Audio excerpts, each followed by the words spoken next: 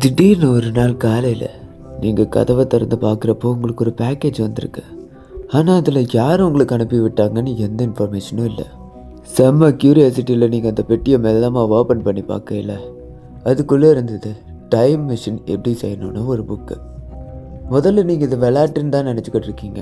ஆனால் ஃபுல்லாக இருக்கிற ஒவ்வொன்றையும் நீங்கள் ஓப்பன் பண்ணி படிக்க தான் தெரியுது உண்மையிலேயே அதை பண்ணலான்னு.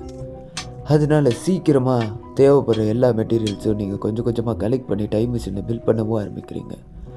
நிறைய தோல்வியை அடைஞ்ச முயற்சிகளுக்கு பின்னாடி 10 வருஷம் கழித்து நீங்கள் ஒரு டைம் மிஷினை கண்டுபிடிக்கிறீங்க. இதுவரை யார் உங்களுக்கு அந்த புக்கை கொடுத்தான்னு ஞாபகமே இல்லை. ஆனால் இப்போ உங்களுக்கு ஒரு ஞாபகம் வருது. டக்குன்னு அந்த புக்கை எடுத்துக்கிட்டு மறுபடியும் அதே டைம் ட்ராவல் வழியாக பாஸ்ட்டுக்கு போகிறீங்க. பாஸ்ட்டுக்கு போய் உங்களுக்கே தெரியாமல் அந்த புக்கை நீங்கள் உங்கள் வீட்டு வாசல்லே வச்சுடுறீங்க 10 வருஷம் முன்னாடி. ஸோ இப்போது அந்த புக்கை நீங்கள் திரும்ப எடுத்ததுக்கு அப்புறமா இங்கே ஒரு லூப் வருது. என்னன்னா, புக் இருந்ததுனால டைம் மிஷின் கண்டுபிடிச்சிங்களா, இல்லை டைம் மிஷின்னால் புக்கு வந்துச்சா? இது ஒரு பெரிய கேள்வியாக இருக்குல்ல. ஏன்னா அந்த புக்கு பாஸ்ட்டுக்கு போகலைன்னா உங்களால் டைம் மிஷின் கண்டுபிடிச்சிருக்க முடியாது. இதுவே அந்த டைம் மிஷின் இல்லைன்னா உங்களால் புக்கை பாஸ்ட்டுக்கு அமைச்சிருக்க முடியாது. இதுதான் பூட்ஸ்ட்ராப் பேரடாக்ஸ்.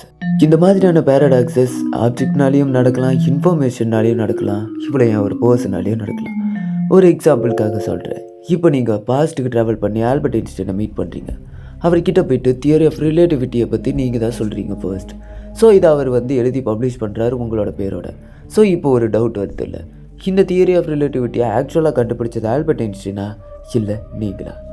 இப்போது பாஸ்ட்டுக்கு டைம் ட்ராவல் பண்ணி போகிறோம். இன்னும் ஒரு லேட் 500s அங்கே போயிட்டு வில்லியம் ஷேக்ஸ்பியரை பற்றி கேட்குறீங்க. ஆக்சுவலாக அங்கே அந்த டைமில் யாருக்குமே வில்லியம் பற்றி தெரியாது. நல்ல வேளை நீங்கள் ஃப்யூச்சர்லேருந்து அவருடைய நிறையா இதை நீங்கள் எடுத்துகிட்டு போனதுனால அந்த இடத்துல நீங்கள் வில்லியம் ஷேக்ஸ்பியரோட கவிதையெல்லாம் எழுதினதாக சொல்லி உங்கள் பேரில் பப்ளிஷ் பண்ணுறீங்க. ஸோ இந்த இடத்துல வில்லியம் ஷேக்ஸ்பியருங்கிறது நீங்கள் தான். அப்போ ஒரிஜினல் வில்லியம்க்கு என்னாச்சு? ஆக்சுவலாக ஒரு டைம்னு வரப்போ ஏங்கிறது பாஸ்ட்டாகவும், பிங்கிறது ப்ரெசண்ட்டாகவும், சிங்கிறது ஃப்யூச்சராகவும் ஆக்ட் ஆகுது. இது எப்படின்னா ஏபிசி அப்படின்னு சொல்லி பாஸ்ட்லேருந்து ஃப்யூச்சருக்கு ஒரு லீனியராக தான் ட்ராவல் பண்ணும். ஓகேவா? ஸோ இதை நம்மளால் மாற்ற முடியாது. பட் சப்போஸ் இப்போ நம்ம டைம் ட்ராவல் கண்டுபிடிச்சோன்னா இப்போது ஏங்கிற இடத்துல புக் இருக்குது, சிங்கிற இடத்துல டைம் மிஷின் இருக்குது. கரெக்டாக? அதாவது பாஸ்ட் அண்ட் ஃப்யூச்சர். இப்போ சிங்கிற இடத்துல டைம் மிஷின் இருந்தால் தான் ஏங்கிற இடத்துல புக் இருக்கும். ஸோ சிங்கிற இடம் ஃப்யூச்சரில் ஆல்ரெடி நடந்திருக்கு. ஓகேவா? ஸோ இப்போ ஃப்யூச்சருங்கிறதும் பாஸ்ட்டாக மாறிடுது இல்லை. ஒருவேளை நமக்கு ஒரு சாய்ஸ் இருக்குமோ?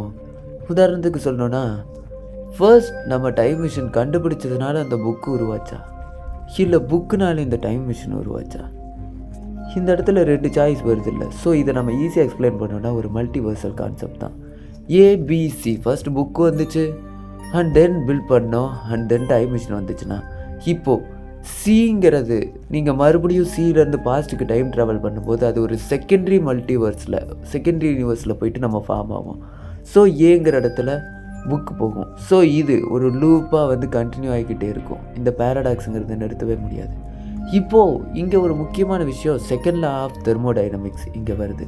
இப்போ உதாரணத்துக்கு ஒரு விஷயம் இருக்குன்னா அந்த விஷயம் கான்ஸ்டண்ட்டாக இருக்கிறதுக்காக திரும்ப திரும்ப திரும்ப திரும்ப திரும்ப திரும்ப அதிகமாகிக்கிட்டே போகும். புரியுதா? இது ஒரு க்ளோஸ்டு சிஸ்டமாக இருக்கிறப்போ இப்போ சொல்கிறேன். இப்போ இந்த புக் பாஸ்ட்லேருந்து ஃப்யூச்சருக்கு போகுது இல்லையா?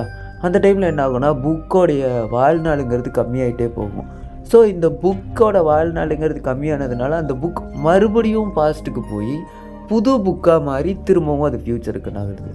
இதே மாதிரி இது லூப்பாக பண்ணிக்கிட்டே இருக்கும். ஸோ இந்த புக்கில் உங்களுக்கு ப்ராப்ளம் ஆக ஆக ஆக ஆக அது லூப்பாக நடந்துக்கிட்டே இருக்கும்.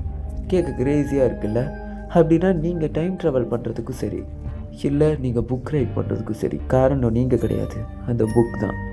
கேட்க கஷ்டமாக இருந்தாலும் இது தான் நிஜம். இந்த பூட்ஸ்ட்ராப் பேரடாக்ஸை பற்றி நீங்கள் என்ன நினைக்கிறீங்க? இதில் நான் எக்ஸ்பிளைன் பண்ணது கொஞ்சம் புரியாமல் இருந்திருக்கலாம். ஏன்னா இந்த டாபிக் ரொம்ப கஷ்டமான டாபிக். இதை விட ஈஸியாக என்னால் புரிய வைக்க முடியாது. ஸோ நெக்ஸ்ட் வீடியோவில் உங்களை பார்க்குறேன். அது வரைக்கும் நான் போகிறது பேரடாக்ஸஸ். நான் உங்கள் சயின்ஸ் ஐக்கோ. தடா.